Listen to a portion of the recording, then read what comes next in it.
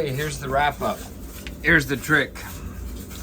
I cleaned the thermocouple, and if you look in there, see that nice glow? After I actually followed the instructions, everything worked out. So everybody's nervous, they don't think it's gonna last, but people don't understand. All this stuff's mechanical. That's the gas valve. There's your connections. There's that nice little glow that you can see from the heat. The thing is getting hot. I put the cover back on. One thing I'd like to do is get a little, this is hot, be careful. This is about a little hotter than room temperature. So it's almost done, you know. As soon as I follow the instructions and press this, the instructions actually say, right here, it says turn the gas valve control clockwise to pilot. Depress and hold the gas control knob all the way down. Immediately depress the piezoelectric spark generator button several times until the pilot's lit. The pilot flame can only be seen through the sight glass. But what I found is that this piezos would only spark once every time I pressed the pilot down.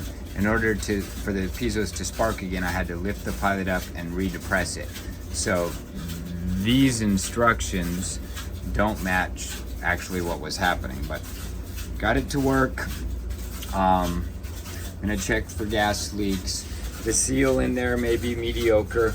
This is not a living space, it's just a garage space, and it's got lots of holes in it because it's from 1920s, so there won't be any carbon monoxide risk and nobody's living here. So the gas company gave a less than satisfactory review. Says the pilot assembly is damaged. I don't know how he knows it's damaged because he didn't take it apart. He just looked at it. So anyway, you can fix your own stuff. You don't have to pay $3,000 for a hot water heater. And at least this way, if somebody wants to replace a 2009 hot water heater, at least now you can shop around and wait a month or two and make your best decision. You don't have to be held hostage by some plumbing company that wants to make $1,500 for 3 hours work.